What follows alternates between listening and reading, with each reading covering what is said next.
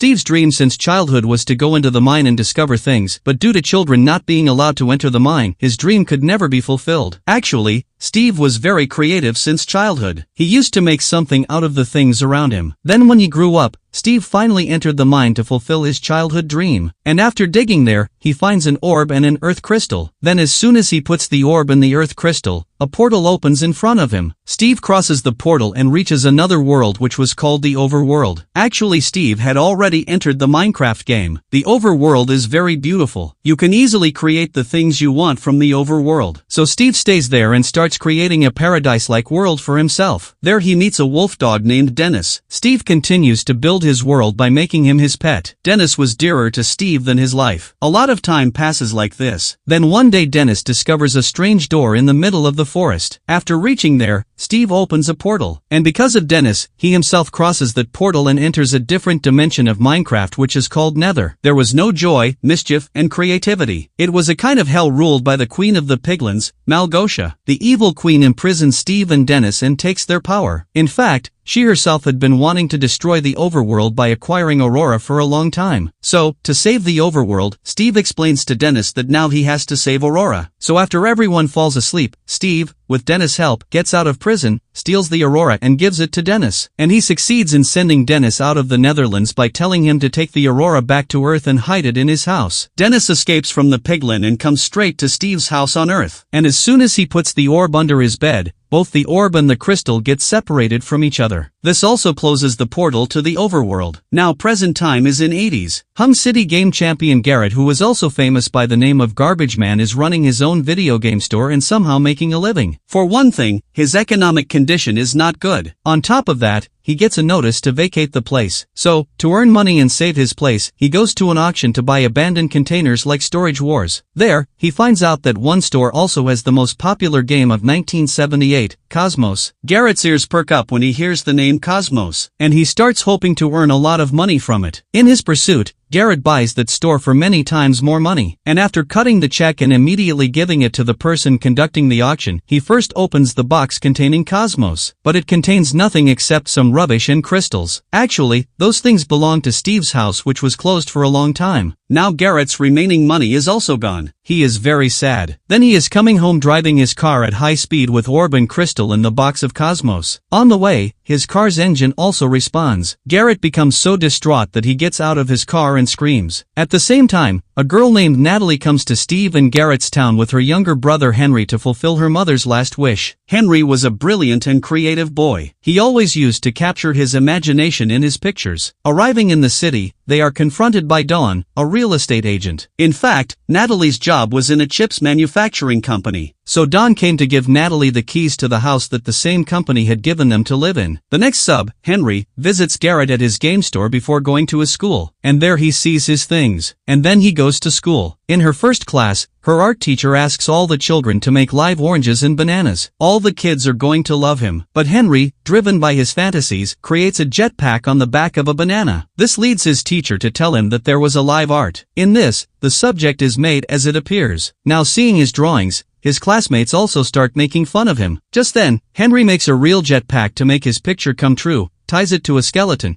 and takes it out to the ground to test it in front of everyone. But then a naughty kid cuts one of the strings of that jetpack. This causes his jetpack to fly away, but he loses control and directly attacks the people of the chip-making company and breaks it. Henry's action prompts his vice principal, Marilyn, to ask Henry to summon his guardian. So Henry does not call his sister-in-law, but directly calls Garrett and says that if he comes to school as her uncle, he will give him 2,000 rupees. Garrett comes to pick him up without wasting any time. Arriving at the game store, Harry again calculates his jetpack. He was perfect according to him, but he sadly throws his entire diary in the dustbin. Then Harry's eyes fall on the orb and the crystal. In desperation he puts the orb into the crystal. As the two unite, the orb drags Harry to the old mines. On the other hand, Natalie is distraught at not finding Harry at school and at home, so Dawn tracks Harry's mobile from Natalie's mobile and finds out that he has gone to the old mines, and she herself comes to the mines with Natalie. Now as soon as the four meet there is a portal made like an orb. He pulls them all inside him and brings them directly overward. Now as soon as their eyes fall on the overward, they keep looking at that wake. Seeing the portal open, one comes to the direct meaning of the rural portal named Nitwit. And then Dennis Overward comes back. At the same time,